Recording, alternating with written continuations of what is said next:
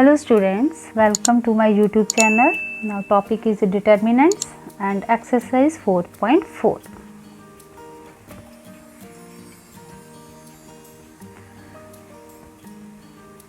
First exercise में हमने determinant निकालना सीखा, सेकंड एक्सरसाइज में प्रॉपर्टी थी, थर्ड एक्सरसाइज में फाइंड द एरिया था. नाउ फोर्थ एक्सरसाइज में आएगा find the minor and cofactor.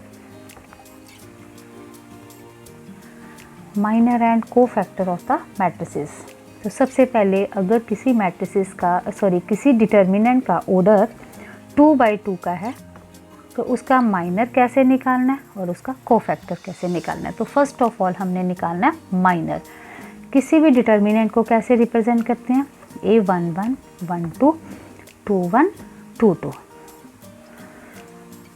अब फर्स्ट ऑफ ऑल कोफैक्टर से पहले हम सीखेंगे माइनर, जिसको हम रिप्रेजेंट करते हैं M11.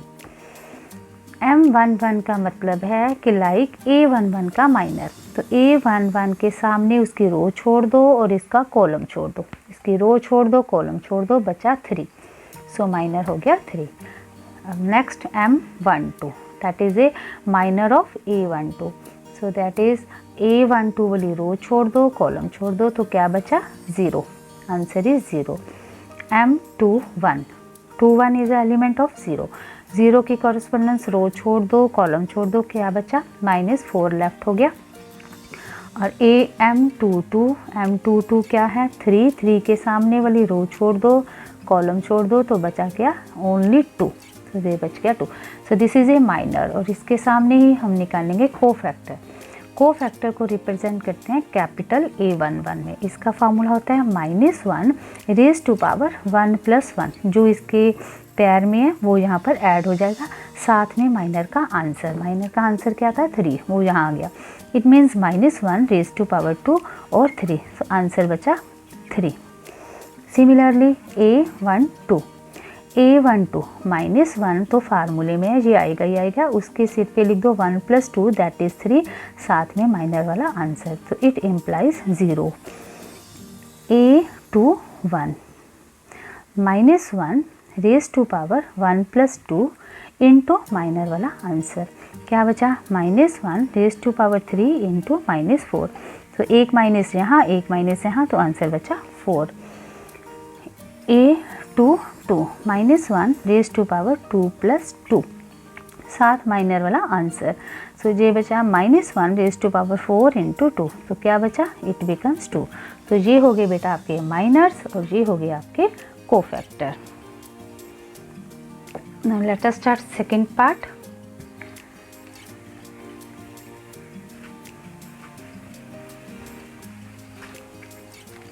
Second part is A, B, A, C, B, D. इसका माइनर और कोफैक्टर निकालना है. सो डायरेक्टली लिखो फिर. माइनर M11, A की कॉरस्पोंडेंस रो छोड़ दो और कॉलम छोड़ दो. ये छोड़ दिया तो क्या बचा? D. माइनर हो गया D.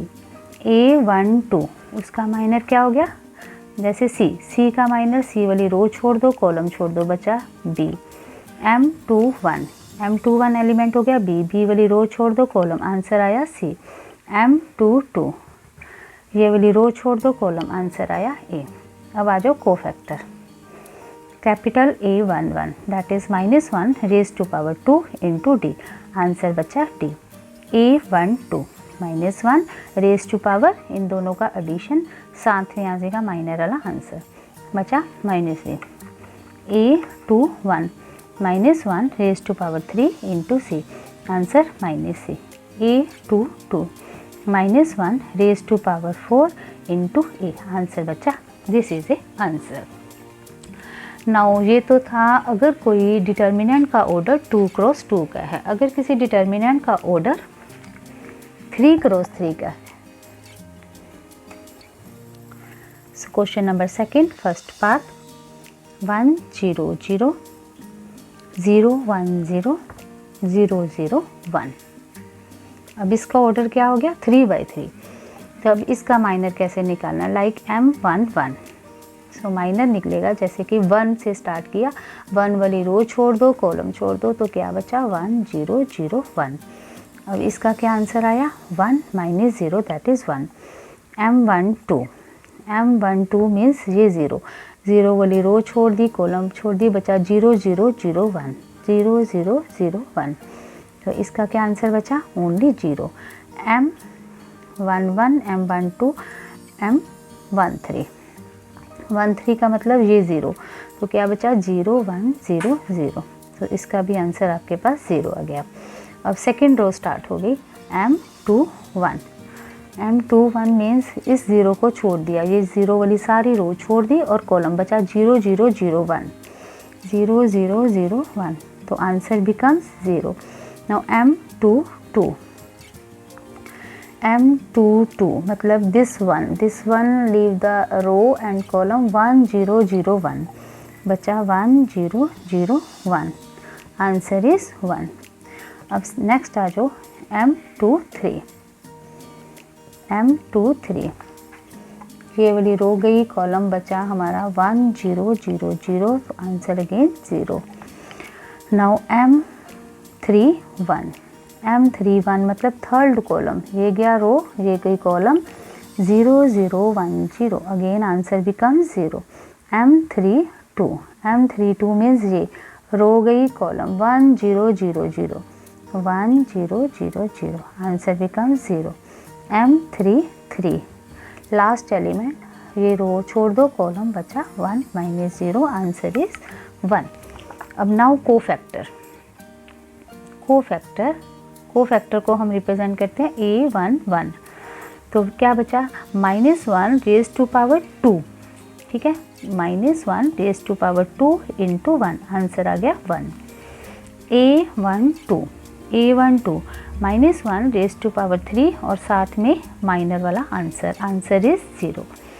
A13 -1 raise to power 4 और माइनर वाला answer that is a 0। A21 -1 raise to power 3 और A2 के माइनर वाला आंसर होता हमारा 0, again answer is 0। A22 -1 raise to power 4 into minor वाला आंसर क्या बचा जी, ये बचा हमारा 1। A23 -1 raise to power 5 into 0, again A31 -1 raise to power 4 into 0, इसका आंसर भी 0 था, इसका आंसर भी 0 था। A32 -1 raise to power 5 into minor वाला answer, A33 -1 raise to power 6 into minor वाला आंसर, सो क्या बचा ओनली 1। सो ये हो गए आपके सारे माइनर और ये हो गए आपके सारे cofactor. This is a minor and cofactor using order 3/3। और सेकंड पार्ट वो सिमिलर है, जैसे जब हमने सेकंड का फर्स्ट पार्ट किया, सिमिलर है सेकंड का second part. Now let us start question number 3।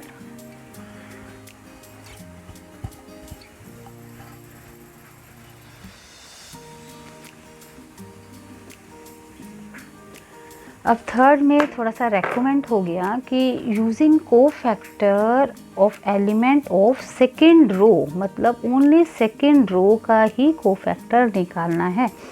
So statement is 5 3 8 2 0 1 and 1 2 3। अब second row it means row this, ठीक है, तो इसको कैसे रिप्रेजेंट करेंगे। फर्स्ट ऑफ ऑल M21 ये रो छोड़ दो, कॉलम ये क्या बचा 3 8 2 3, 6 - 16 बचा -10, साथ में इसका कोफैक्टर, ये तो था माइनर और कोफैक्टर भी निकाल लो, -1 3 आंसर -10, क्या बचा ओनली 10। अब M22 0 वाली रो छोड़ दो, कॉलम छोड़ दो, 5 8 1 3 5 8 1 3, ये बचा हमारा 15 - 8, ये बचा 7।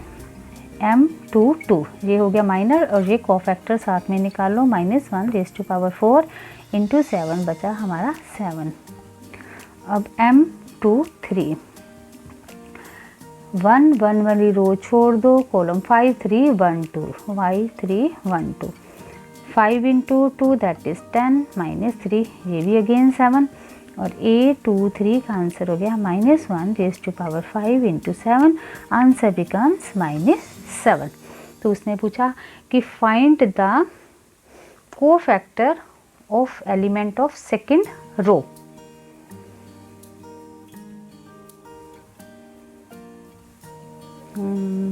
मिस्टेक हो गई बेटा, यहाँ पर 3 3 9 था, 6 नहीं था। 9 - 16 तो ये बचा -7, ये बचा हमारा -7 और इसका भी आंसर आएगा फिर -7 और +7। यस, ठीक है।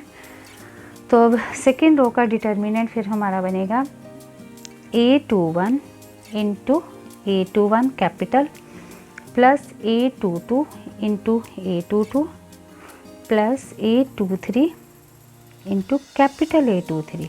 मतलब ये कोफिशिएंट वाली वैल्यू और ये हमने जो कोफैक्टर निकाला उसकी वैल्यू। तो A21 का कोफिशिएंट क्या है 2 और इसका कोफैक्टर क्या निकला हमारे पास 7, ये पड़ा। स्मॉल A22 दैट इज़ 0 और A22 की वैल्यू कितनी थी 7। A23 का आंसर क्या है 1 और A23 का आंसर क्या है -7। सो क्या बचा 14 + 0 -7 आंसर इज 7। ठीक है बेटा। अब सेम टू सेम इसका फोर्थ पार्ट है, सिमिलर है ऐसे। तो अगर कोई भी डाउट हो तो प्लीज़ कमेंट बॉक्स में बता दियो। थैंक्स।